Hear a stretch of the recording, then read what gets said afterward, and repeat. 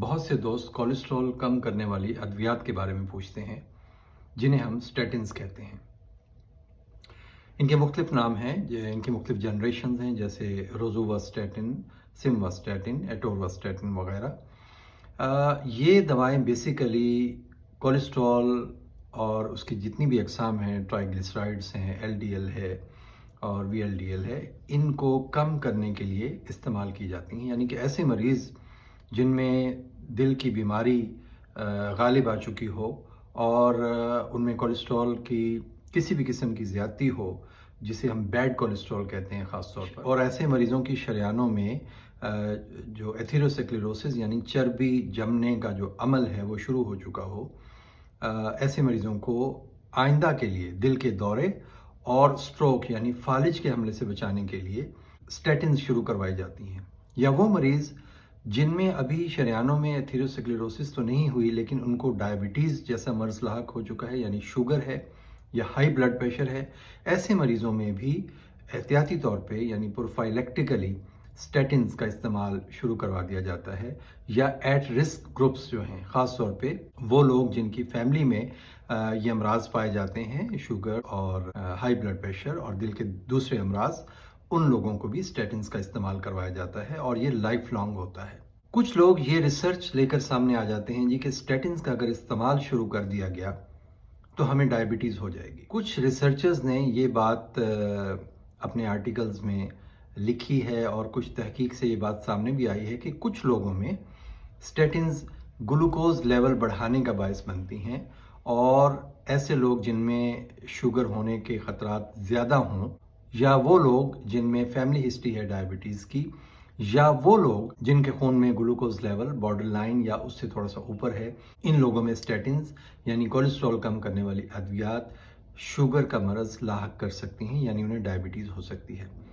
Research بہت ساری موجود ہے اس سلسلے میں، لیکن ایک بات میں واضح کرتا چلوں کہ اگر آپ کا ڈاکٹر آپ کو اسٹیٹنز کے استعمال کا مشورہ دیتا ہے تو یقیناً اس نے آپ کا جو 5 ایئر یا 10 ایئر کا ایک سکور ضرور بنایا ہوگا کہ خدا نخواستہ آپ میں کہیں دل کے دورے یا سٹروک کا خطرہ تو نہیں ہے۔ اس کی باقاعدہ طور پر سکورنگ کی جاتی ہے، اور یہ انٹرنیٹ پر آپ کو بہت سارے ایسے کیلکولیٹرز مل جائیں گے جو کہ آپ کو بتا سکتے ہیں کہ آپ کو کارڈیو واسکولر ڈیزیز کی آپ کی رسک اسیسمنٹ کیا ہے۔ یعنی کہ اگلے 5 سال میں خدا نخواستہ آپ کو دل کے دورے یا فالج کے حملے کا خطرہ تو نہیں ہے۔ اس میں بہت سارے کوسچنز ہوتے ہیں اور ان کوسچنز کو مد نظر رکھتے ہوئے یہ رسک اسیسمنٹ کی جاتی ہے، اور اگر اس رسک اسیسمنٹ میں آپ کا سکور 5 سے اوپر آتا ہے تو آپ ایٹ رسک ہیں۔ 10 سے اوپر جو سکور ہے اس میں بہت زیادہ لوگ ایٹ رسک آ جاتے ہیں، تو ایسے لوگوں میں ہر صورت میں پروفائلیکٹک تھراپی کے طور پر بھی اسٹیٹنز کا استعمال کرنا چاہیے۔ یا جن لوگوں میں کولیسٹرول بہت حد تک خطرناک حد تک بڑھ چکا ہے، bad cholesterol, L D L خاص طور پر، ایسے لوگوں میں اسٹیٹنز کا استعمال فوری طور پر شروع کر دینا چاہیے۔ اور اس بات سے قطع نظر کہ بہت سی ریسرچز یہ کہتی ہیں کہ یہ تھوڑا سا شوگر لیول آپ کا ڈسٹرب کرتی ہیں، میں یہ عرض کروں گا کہ پریونٹیو رول اسٹیٹنز کا زیادہ ہے، اور یہ ان کا فائدہ بہت زیادہ ہے اس کی نسبت کہ اگر ایک ایسی چیز جو کہ ابھی آپ میں آئی بھی نہیں ہے اور آپ اس کے لیے پریشان ہو جائیں کہ آپ کی شوگر بڑھنا شروع ہو جائے گی۔ کیونکہ خدا نخواستہ اگر ہارٹ اٹیک ہو اور فالج ہو تو یہ سڈن ہوتا ہے،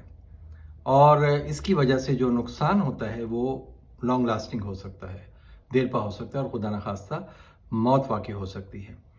شوگر کو پریونٹ کیا جا سکتا ہے، آپ لائف سٹائل چینجز کریں، آپ ایسی غذائیں نہ کھائیں جس سے آپ موٹاپے کا شکار ہوں گے، اپنا بلڈ پریشر کنٹرول رکھیں، ایک سٹریس فری لائف گزارنے کی کوشش کریں۔ شوگر کو بہرحال پریونٹ کیا جا سکتا ہے،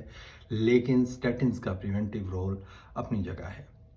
یقیناً آج کی ویڈیو آپ کو پسند آئی ہوگی، اور اگر آپ سمجھتے ہیں کہ اس ویڈیو کو شیئر کیا جانا چاہیے تو اپنے دوستوں، عزیزوں اور رشتہ داروں سے بھی شیئر کیجیے۔